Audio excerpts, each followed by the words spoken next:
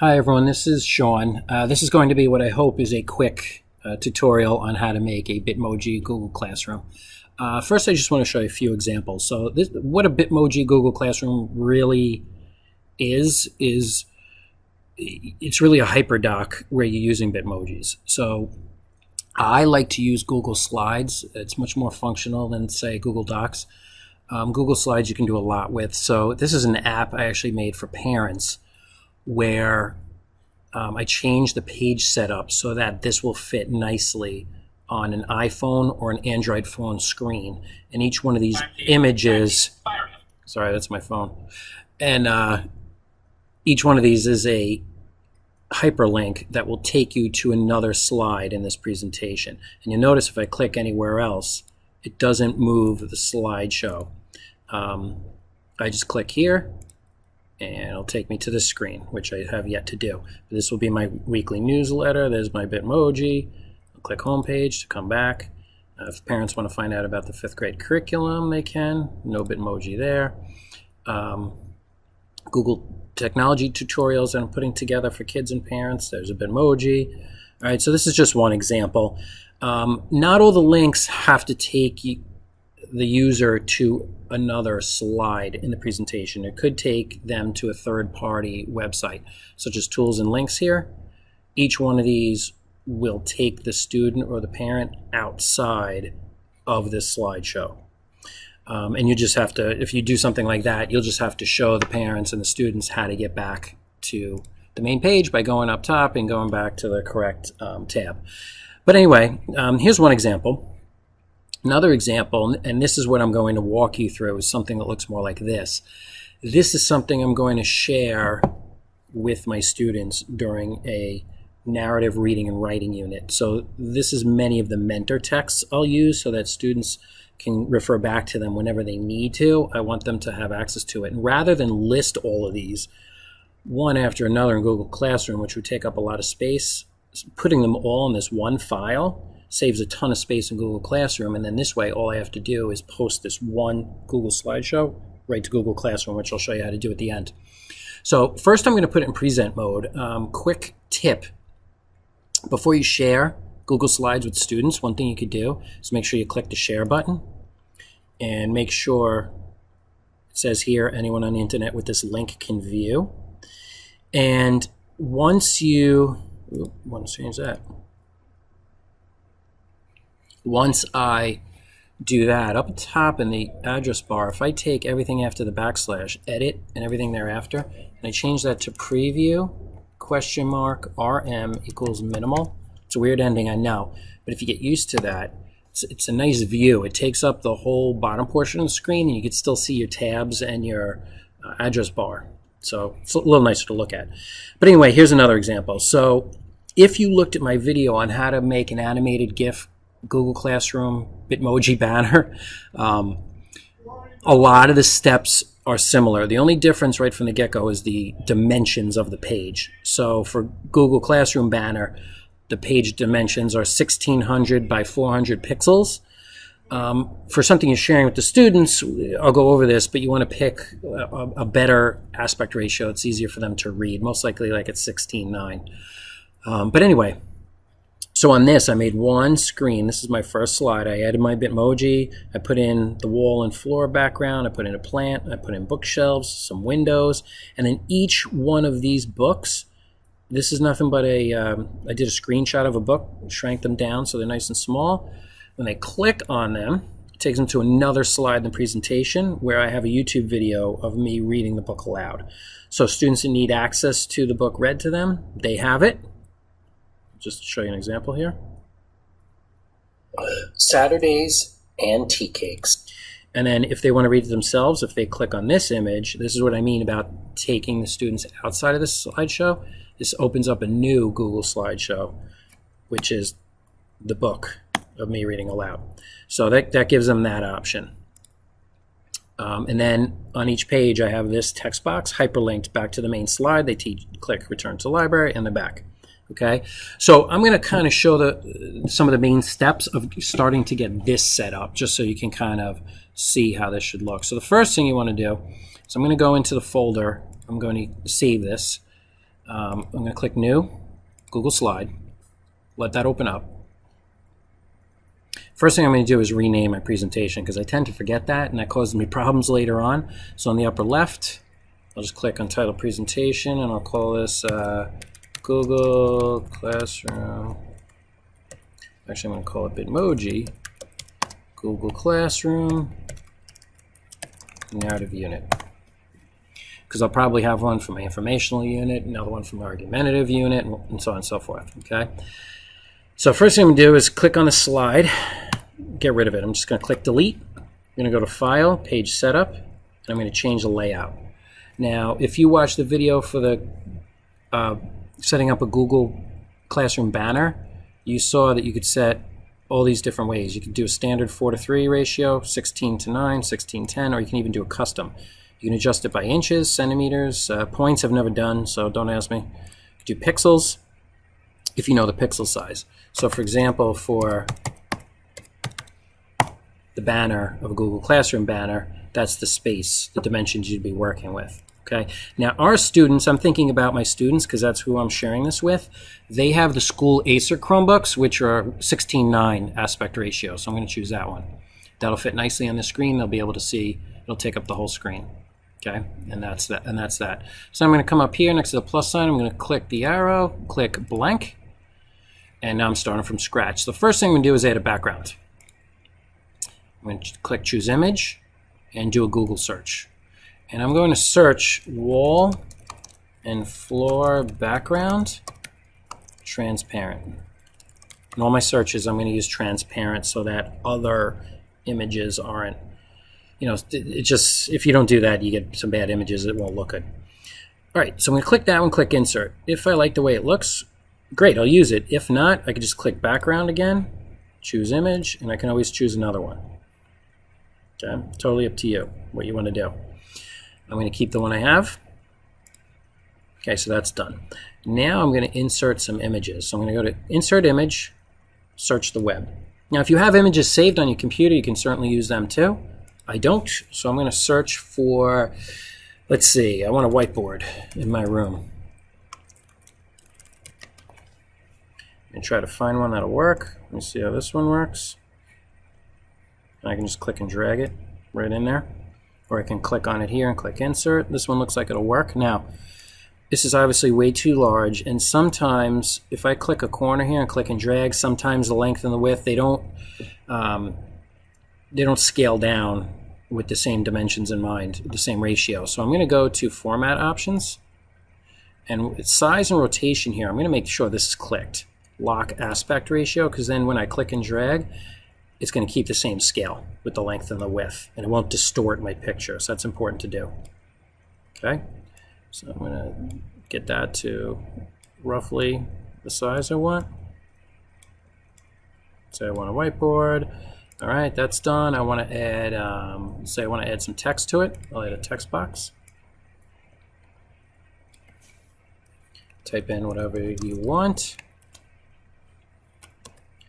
To center it, I just hit the keyboard shortcut Control-Shift-E, or I can just come up top here and center it here. I can center it vertically and horizontally. I want this larger, way too small for my liking, so I'm going to make it bigger. All right, and that's that. I think this is still too big. I'm going to make it a little smaller. Center the text box a little bit better.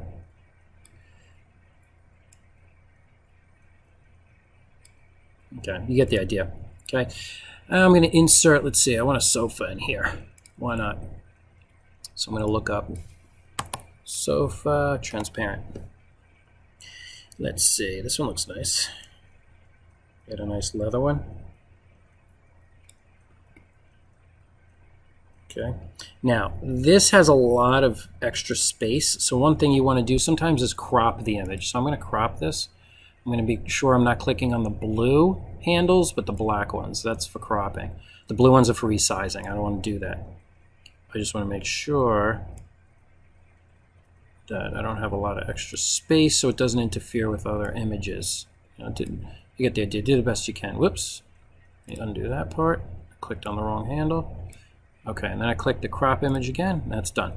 So now it's smaller. I'm going to go to Format Options. I'll resize it.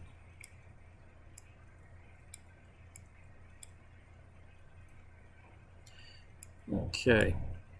Now I want to add another plant, so I'm going to go to Insert, and you can decide, whatever images you want. Let's say we add another potted plant behind that sofa. Here's a good one. Okay. Now, don't want it up there. Now, I want it about here. Let me crop this, but again, depending on what images you get, you might have to crop a lot of them. It's not a big deal. It takes half a minute or so. And then you want to get them the right size, and then I'll show you a keyboard shortcut that you can use to put it behind the sofa. So I want it about right there, but I don't want it in front of the sofa. So I'm going to use the keyboard shortcut. I'm going to hold the control button and click the down arrow, and that'll send it behind the couch. Another thing you could do is click Arrange, Order, and then you could click Send Backward. And you can see here the keyboard shortcut is Control and down arrow. Get you to the same spot. Okay, and you can even move that around a little bit to wherever you want it. Okay, I need a bookshelf here, so I'm going to go to Insert, Image. Let's see, search the web, and I'm going to do bookshelf. Let's see what we get. This one will work. I'll use this one. Okay, I'm going to bring this one over here. I'm going to move my whiteboard and my easel, and my text. I'm going to make this a little smaller just to fit everything. You guys get the idea. I'm going to make this a little bit bigger so I can fit some books on there. Okay. All right, that looks pretty good. I'm going to add my Bitmoji. So up at the top, I'm going to open up that Bitmoji extension.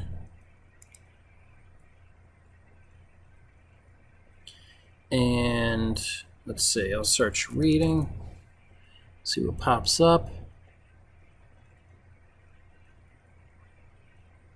This one's pretty good. I'll put myself there. Leaning up again. Whoa, not there. All right, let me crop this. Way too big. My wife always said I had a big head. All right. So let me make myself smaller.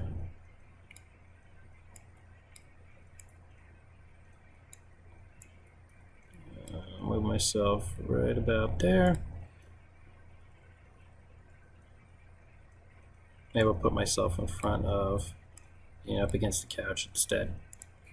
All right, that'll work. Now, I want to add, I'm only going to add one book just so you can get the idea. So I have that in my drive. Now, if you don't have that, you could easily do a search online. I'm going to search for, let's see, what's one of the books I have saved?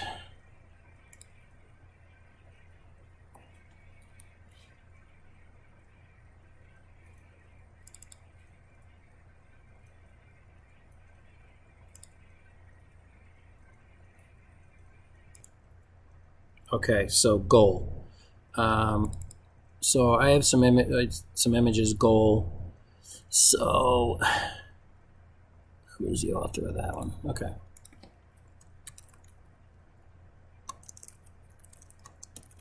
So let's say I want to find an image of this book. Here it is. I'll look at images, and you can easily, copy this image or take a screenshot or whatever and use it. I already have it saved. So I am going to just insert it from my drive because that's where I have it. All depends on where your image is. So I'm going to go to File, Insert, or Image, Insert Image from Google Drive. I just have to find it. You definitely want to know where your stuff is so you can find it.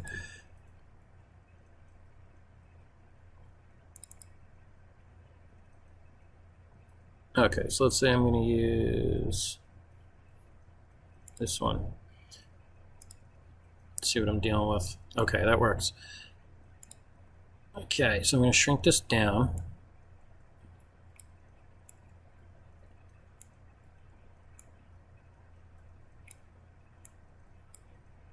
Now I can do something like that. I'm going to make this bigger.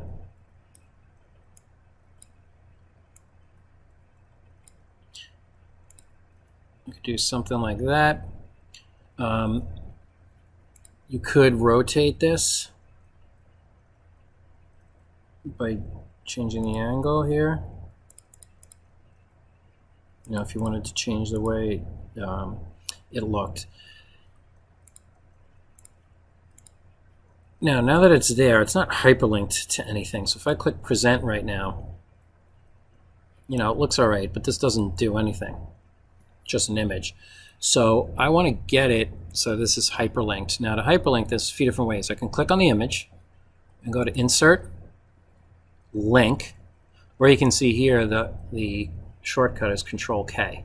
That's what I'm going to use. I'm going to click on this. I'm going to click Control K. There's my phone again. And this is where I can either, where it hyperlinks, it depends where I want to send the kids. So let's say I want to insert a video on another page on this slide. Well, if I'm going to do that, I have to add a blank slide. And I can click this, Control K. And I can click Slide 2. You know, it's hyperlinked to that.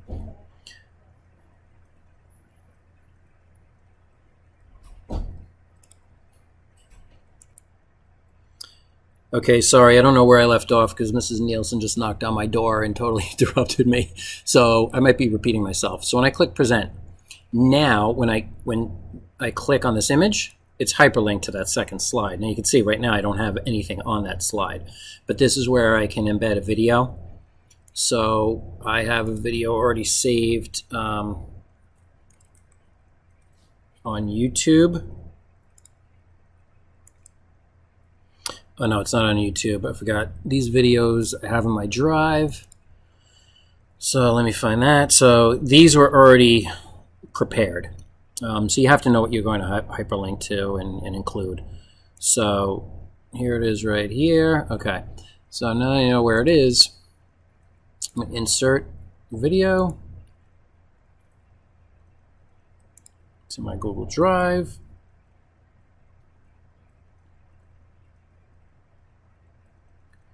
And there it is.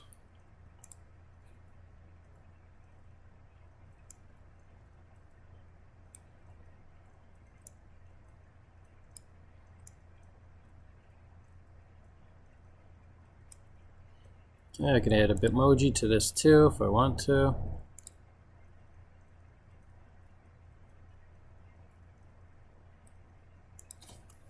Find which one I want.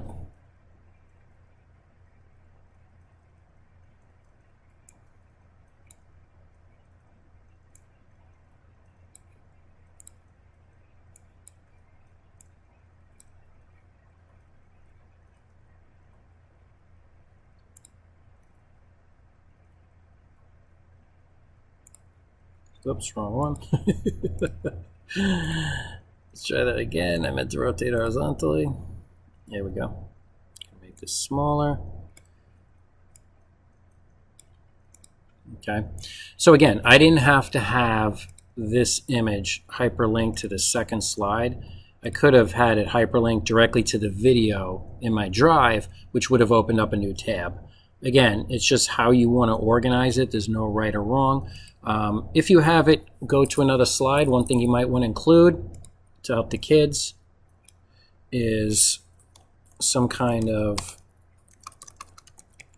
button for them to return to the main, the first page in your slideshow. So I'm going to try to make this look a little bit more like a button. I'm going to do a fill color. I'm going to change the text color. I'm going to change the border color, the width of the border.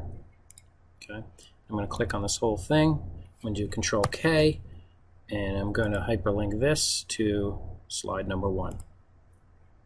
Click Apply. Okay, so that's the basics right there. And if I were to share this with the kids, I would make sure it says share. I click share, and it says I change that anyone with the link has access.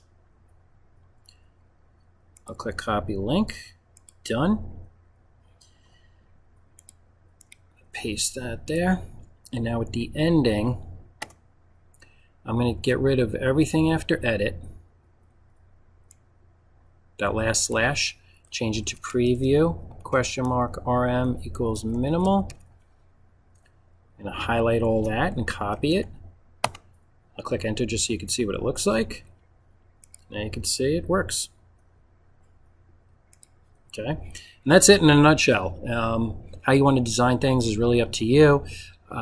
You could put pictures of math websites that'll take kids to websites to play different games. You could set this up so many different ways. If you do a search for Bitmoji Google Classroom, you'll see all sorts of ideas from people. Okay, in Google Classroom, if you wanted to share this, I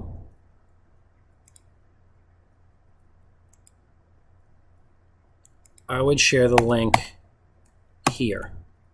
Okay, because unfortunately, when you click add, a Google slideshow from your drive or as a link, it automatically gives it to the kids in edit mode, and I don't want that. I just want them to view it. So I'm going to put the link here, and let me just save this so you can see what it'll look like. And it'll look like that here, and the kids will be able to click that link, and it'll open it up the way I want. All right, I hope this was helpful. If you have any questions, feel free to reach out. Take care.